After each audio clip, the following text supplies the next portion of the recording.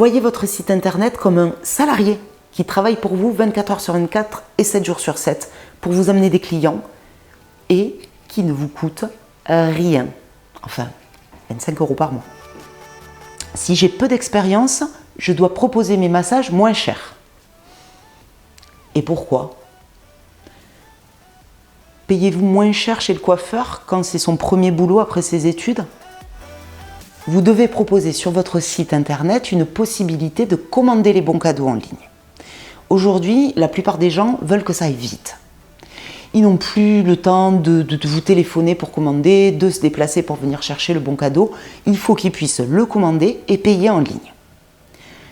Ça implique un site internet un peu évolué, je veux dire un site qui ne doit pas être une simple vitrine sur internet, mais pour un coût très raisonnable que vous rentabiliserez avec la vente d'un ou deux bons cadeaux sur l'année. Sur l'année, j'ai bien dit.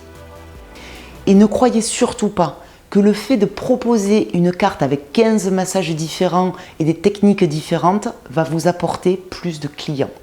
Monsieur ou madame tout le monde ne connaît pas la différence entre un massage baleiné ou un hawaïen, ou celle entre un twina ou un abhyanga. Ensuite, il ne doit pas être géographiquement loin de votre lieu d'exercice. En effet, un salon, surtout de petite taille, va drainer des visiteurs d'un périmètre assez restreint autour du salon. Et ces mêmes visiteurs ne seront pas prêts à faire des kilomètres pour venir vous voir, même s'ils ont adoré votre prestation. Dernière chose, pratiquer le massage assis lors d'un salon va pouvoir également vous permettre d'être remarqué par une personne intéressée pour que vous veniez pratiquer le massage assis dans son entreprise. Une identité visuelle dans notre métier se compose de 4 éléments. Le logo, les couleurs, la typographie ou police de caractère et votre visage. Ce n'est pas parce que vous n'êtes jamais attiré par des cartes de visite mises à disposition sur un comptoir ou que vous n'avez aucune carte de visite dans votre portefeuille que tout le monde fonctionne comme vous. De même, si, à l'inverse, vous êtes un collectionneur de cartes de visite, dites-vous bien que certains considèrent cela has-been. Donc, tout existe. Maintenant que vous avez les cartes en main pour créer votre site internet, nous allons parler de son référencement sur les moteurs de recherche. Alors, avoir un site sur internet, c'est bien joli, mais encore faut-il qu'il soit visible sur internet. Je vais donc à présent vous livrer les conseils et les astuces pour que votre site ait un maximum de chances d'apparaître dans les premiers résultats des recherches internet que vont effectuer vos clients potentiels. C'est donc un moment d'écoute bienveillante. En fait, vous commencez déjà, dès ce moment-là, à contribuer au bien-être de ce client. Une personne qui se sent écoutée pendant 5 à 10 minutes dans ce monde où tout va très vite et où on est toujours speed, une personne comme ça, une personne se sent déjà mieux. Ça vous permet également de connaître les problématiques pour une prochaine fois. Tout ce que vous allez noter, vous allez bien sûr le conserver informatiquement si possible, comme nous allons le voir, afin que lors d'une prochaine séance, vous puissiez poser des questions sur l'évolution de telle ou telle douleur. Parce que ça aussi, c'est une preuve de qualité et de sérieux que vous allez donner à votre client. Vous allez à présent le conseiller sur le massage le plus adapté.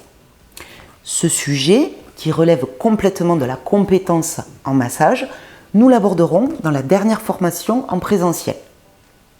Tout en révisant les 3 massages appris, je vous expliquerai comment on conseille un massage plutôt qu'un autre à un client. Nous parlerons aussi de la tenue de séance par rapport au massage à proprement parler, c'est-à-dire les consignes que l'on donne au client concernant ses bijoux, comment il va devoir s'installer sur la table, comment on s'assure qu'il est bien installé et qu'il n'a pas froid, comment on l'informe que le massage est terminé, etc. Dans la plupart des instituts de massage, ce sont des serviettes éponges qui sont utilisées. Personnellement, je préfère la douceur et la chaleur apportée par un plaid. Ça aussi, c'est une petite différence qui sera très appréciée de vos clients. Troisièmement, les revenus du massage entrent dans la catégorie des activités libérales non réglementées et relèvent de ce que l'on appelle les BNC, les bénéfices non commerciaux. Quand vous ferez votre déclaration d'impôt, cela rentrera dans cette catégorie des BNC.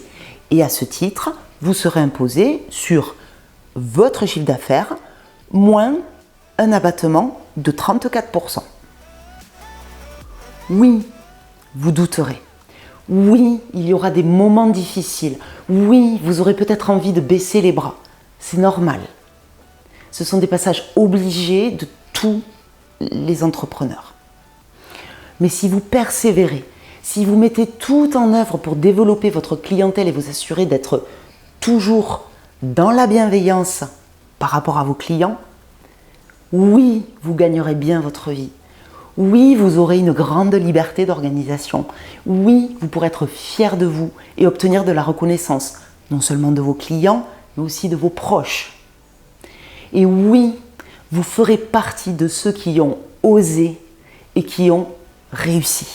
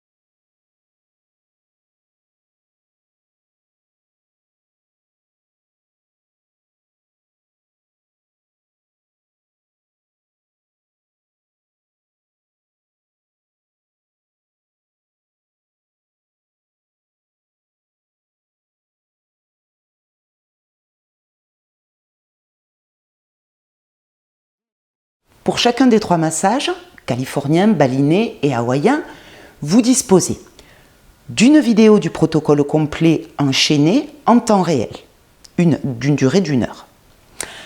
D'une vidéo détaillant chaque geste et chaque manœuvre du protocole avec les conseils de positionnement du masseur. Et d'un protocole écrit au format PDF que je vous conseille d'imprimer qui liste et décrit chaque geste. Les numéros de chaque mouvement correspondent aux numéros qui s'affichent sur la vidéo pour associer la description écrite du mouvement à sa réalisation effective.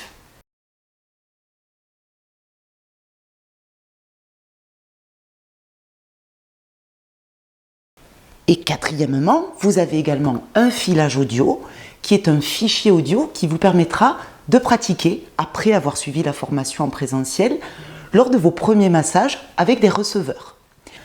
À l'issue de chaque formation en présentiel, vous devrez pratiquer le massage sur au moins 30 personnes et, dans tous les cas, au moins 4 fois par mois. Lorsque vous allez vous lancer à l'issue de cette formation, vous devrez vous mettre dans un mental de gagnant. C'est le gage de votre réussite. Pour cela, 2 choses me paraissent importantes. Premièrement, ne pas envisager de plan B. Vous allez réussir. Vous devez en être convaincu. Bien sûr que vous connaîtrez de petits échecs, mais n'oubliez jamais que l'échec est le fondement de la réussite. C'est là au-dessus. Au bout de quelques mois après la formation, vous n'aurez presque plus, je dis presque, parce qu'il faut toujours savoir se remettre en question et acquérir de nouvelles compétences dans le massage. Donc, vous n'aurez presque plus à réfléchir sur l'acte de massage en lui-même, sur le protocole. Ce qui est le gage de votre réussite, c'est tout ce que vous allez faire pendant les heures où vous ne massez pas pour piloter votre activité. Je vais à présent vous parler d'un sujet qui me tient à cœur et qui constitue vraiment mon ingrédient personnel dans ma pratique du massage. Les grandes écoles de formation n'en parlent pas. Vous n'êtes pas obligé de l'intégrer à votre pratique si cela ne résonne pas en vous, mais il est important pour moi de vous le partager. C'est la notion d'intention. Les conseils que je vais vous donner sont basés bien sûr sur mon expérience, qui s'est construite sur des petites erreurs que je vais vous permettre d'éviter de commettre. Alors, le grand principe, c'est ne pas s'éparpiller. Dans cette formation, j'ai voulu mettre toute mon expérience à votre service. Donc, je ne vais pas vous lister bêtement les moyens de trouver vos clients. Je vais prendre les choses dans le sens inverse et vous dire ce qui marche réellement, c'est-à-dire d'où viennent mes clients, ce que j'ai mis en place pour les trouver. On va donc partir de la constatation de ce qui a marché pour moi, c'est-à-dire chaque source de clients, pour ensuite développer les actions à mettre en place pour chaque source. C'est-à-dire que lorsqu'une personne tape sur Google « massage », le nom de votre commune, ou « bon cadeau massage », le nom de votre commune, vous devez ressortir dans les 3 premiers résultats de la recherche, voire en premier. En fait, un des secrets, c'est de ne laisser partir aucun client sans lui avoir dit que vous proposez des bons cadeaux. Cela doit faire partie de votre discours de la fin de la séance. Mais cette communication par la spécialisation, elle est quasi impossible dans le massage. J'insiste là-dessus. Ceux qui prônent le contraire, en vous promettant de suivre leur méthode pour passer de 15 à 50 rendez-vous par semaine, sont des vendeurs de rêves. Et je sais de quoi je parle. J'en ai passé des heures et des heures pendant les confinements à m'inscrire à des conférences en ligne, à visionner des ateliers gratuits, à participer à des masterclass. J'y ai pioché quelques maigres idées, mais avec le recul, j'ai surtout procrastiné et perdu mon temps. Certaines méthodes sont valables, mais pas pour le massage bien-être. Mais distribuer à bon escient elle reste une valeur sûre de la communication. Qu'est-ce que j'appelle à bon escient? De manière ciblée. C'est-à-dire que vous n'allez pas faire des distributions de cartes de visite comme vous le feriez avec un flyer, avec des flyers. Déjà, ça vous coûterait une fortune, mais surtout, il n'y a aucune plus-value commerciale sur une carte de visite. C'est un énorme avantage concurrentiel sur les praticiens qui n'en ont pas ou qui en ont un pas top. En ayant votre site, vous vous positionnez en tant que professionnel sérieux aux yeux des personnes qui vont vous trouver sur Internet. Un praticien qui propose 10 massages différents sur sa carte n'attire pas plus de clients qu'un praticien qui en propose 3. Si le client ne vous connaît pas, il ne vous connaît pas. Point. Que vous ayez un massage ou 20 massages sur votre carte et que vous soyez le meilleur masseur du monde, tout ça, tant qu'il ne vous connaît pas, il ne le sait pas. La réalisation du massage est forcément de qualité, grâce au protocole que vous allez apprendre. Mais si vous ajoutez à cela tout ce qui va suivre, vous délivrez une réelle expérience client. Et en plus, ce rendez-vous va être l'occasion de construire les fondations de la fidélisation. Autre exemple, votre client souffre de douleurs au dos. Le meilleur conseil à lui donner est de muscler son dos. C'est la base pour ce qu'on appelle le mal du siècle. Donc, vous pouvez lui suggérer, après avoir pris un avis médical bien sûr, de voir un kiné qui va lui montrer des exercices de renforcement adaptés, ou de prendre un coach sportif, ou de faire du pilate. Pensez que durant votre formation, vous allez devoir vous exercer sur vos receveurs et vous ne disposerez peut-être pas encore de votre local. Donc, vous allez être amené à pratiquer chez vous, chez vos amis et vous aurez besoin de ranger votre table après chaque utilisation. Je vous conseille donc, dans un premier temps, d'investir dans une table pliante dont le poids sera compris entre 13 et 17 kg maximum pour qu'elle soit facilement transportable. Alors, le terme massage. Je tiens tout d'abord à vous apporter de la clarté sur l'utilisation du terme massage. Vous entendrez certaines personnes vous dire les pires idioties à ce sujet. Par exemple, que le terme massage est réservé aux kinés. Ces personnes ne sont tout simplement pas à la page et ignorent la législation qui a changé en 2008. Pour être très clair, aujourd'hui, tout le monde peut utiliser le terme massage et la profession de praticien massage de bien-être n'est pas réglementée. En théorie, ça veut dire que n'importe qui peut s'installer à son compte en tant que praticien massage de bien-être. Oui, vous douterez. Oui, il y aura des moments difficiles. Oui, vous aurez peut-être envie de baisser les bras. C'est normal. Ce sont des passages obligés de tous les entrepreneurs. Mais si vous persévérez, si vous mettez tout en œuvre pour développer votre clientèle et vous assurer d'être toujours dans la bienveillance par rapport à vos clients, oui, vous gagnerez bien votre vie. Oui, vous aurez une grande liberté d'organisation. Oui, vous pourrez être fier de vous et obtenir de la reconnaissance, non seulement de vos clients, mais aussi de vos proches. Et oui, vous ferez partie de ceux qui ont osé et qui ont réussi.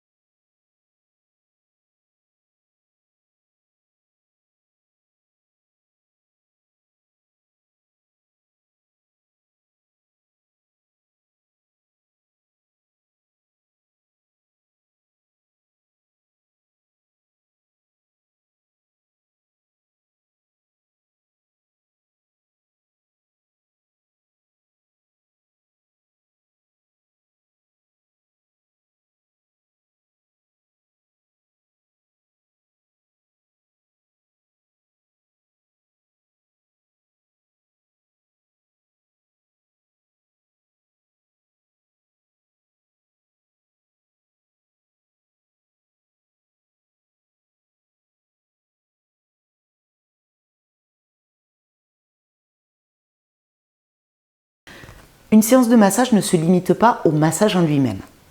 Ce sont tous les petits détails et tout le déroulement du rendez-vous qui vont avoir de l'importance et qui vont contribuer à la réussite du rendez-vous en lui-même et au fait que le client aura envie de revenir. Vous allez voir que si vous faites, comme je vais vous expliquer, vous assurez une grosse partie de votre stabilité financière dans l'activité. Et pourquoi c'est puissant? Parce que c'est là que vous allez pouvoir générer de l'activité supplémentaire. En laissant à la vue votre carte de massage, le client a le temps de prendre connaissance de tout ce que vous faites. Donc, il va voir que vous proposez des bons cadeaux. Tiens, c'est bientôt l'anniversaire de ma meilleure amie, de ma mère. Il va voir que vous faites le massage femme enceinte. Mais pour gagner 60 €, vous avez besoin de trouver 1,5 clients, un client et demi. Alors qu'avec un massage d'1 heure, un seul client suffit. Et la problématique, c'est bien cela dans notre activité commerciale, trouver ses clients. Arrêtez de traîner sur les réseaux. Une des choses les plus chronophages que j'ai pu faire, c'est de passer un temps fou sur Facebook à regarder ce que font les autres et à suivre des webinaires, des pseudo-formations, des conférences, des masterclass, essentiellement sur le sujet « Comment trouver ses clients ». Alors, ne perdez pas de temps à visionner toutes les vidéos de ces vendeurs de rêves. Pourquoi? Parce que bien souvent, cela s'applique à des thérapeutes et pas au massage de bien-être. Mais faites-moi confiance, j'en ai largement fait le tour. J'en ai retenu quelques astuces et quelques idées, et tout cela, je vais vous le partager, en plus de mon expérience professionnelle. Donc souvenez-vous bien de ce conseil, ne vous éparpillez pas et ne perdez pas votre temps à regarder ce que font les autres et à croire aux promesses de certains coachs en communication qui vont vous promettre de passer de 5 clients par semaine à 20 clients par semaine, le tout en moins d'un mois. Dans le massage, ça n'existe pas. Vous m'entendez bien, ça n'existe pas. Alors, c'est toujours pareil, le fait de proposer des bons cadeaux est une chose, mais en vendre en est une autre. Vos bons cadeaux pourront être les plus beaux du pays, les plus faciles à commander, les plus personnalisés, les plus tout ce que vous voulez. Si le monde ignore que vous en proposez, vous n'en vendrez jamais. Alors comment les rendre visibles? Ces ateliers sont un moyen de se faire connaître par une autre entrée que celle du massage. Et cela va vous permettre, le jour de l'atelier, de parler de votre activité, de remettre vos flyers, de proposer des bons parrainages, de peut-être vendre des bons cadeaux. En tout cas, ça va être très bénéfique pour votre notoriété. Ils viennent de vous découvrir au détour d'un flyer déposé chez un commerçant ou d'une recherche effectuée sur Internet. Ils ne vous connaissent pas. Ils ne savent pas si vous êtes sérieux ou pas. Ils ne savent pas si vous êtes un professionnel du massage ou si vous êtes encore une de ces personnes qui essaie de proposer quelques massages en mode amateur. Alors, mettre une photo est un gage de transparence et de sérieux. Vous ne pouvez pas, à l'époque actuelle, avoir une activité dans laquelle vous avez besoin de clients et surtout dans une activité concurrentielle et recherchée comme le massage. Vous ne pouvez pas vous passer d'un site internet. Alors, en avoir un, c'est bien. Mais en avoir un performant, c'est ça qui va faire la différence. Je ne vais pas vous montrer ici comment créer une page Facebook ou créer un profil Instagram. Il s'agit simplement de vous donner quelques conseils sur votre communication sur ces réseaux. Alors, je vais vous montrer comment je procède pour gérer ce fichier client avec à l'appui mes propres outils qui sont loin d'être parfaits et que vous pouvez largement améliorer si vous êtes fort en Word et Excel. Mais en tout cas, moi, cela me suffit à piloter l'activité comme je vais vous l'expliquer. Ou cela peut être de la prescription pour vos propres prestations. Par exemple, pour une personne qui a les jambes lourdes et a des problèmes de circulation, vous allez pouvoir proposer du drainage lymphatique. Pour une personne qui a des problèmes de cellulite, vous allez proposer des séances de palpé roulé ou de madérothérapie. Dans tous les cas, il s'agit d'apporter à votre client une solution globale pour qu'il ou elle prenne soin d'elle ou de lui et qu'il progresse dans la résolution de ses problématiques. Il vous servira à surélever les genoux de vos clients lorsqu'ils sont allongés sur le dos. Ça permet de plaquer les lombaires et donc de soulager le bas du dos pour les personnes qui en ont besoin. Oui, vous douterez. Oui, il y aura des moments difficiles. Oui, vous aurez peut-être envie de baisser les bras. C'est normal. Ce sont des passages obligés de tous les entrepreneurs. Mais si vous persévérez, si vous mettez tout en œuvre pour développer votre clientèle et vous assurer d'être toujours dans la bienveillance par rapport à vos clients, oui, vous gagnerez bien votre vie. Oui, vous aurez une grande liberté d'organisation. Oui, vous pourrez être fier de vous et obtenir de la reconnaissance, non seulement de vos clients, mais aussi de vos proches. Et oui, vous ferez partie de ceux qui ont osé et qui ont réussi.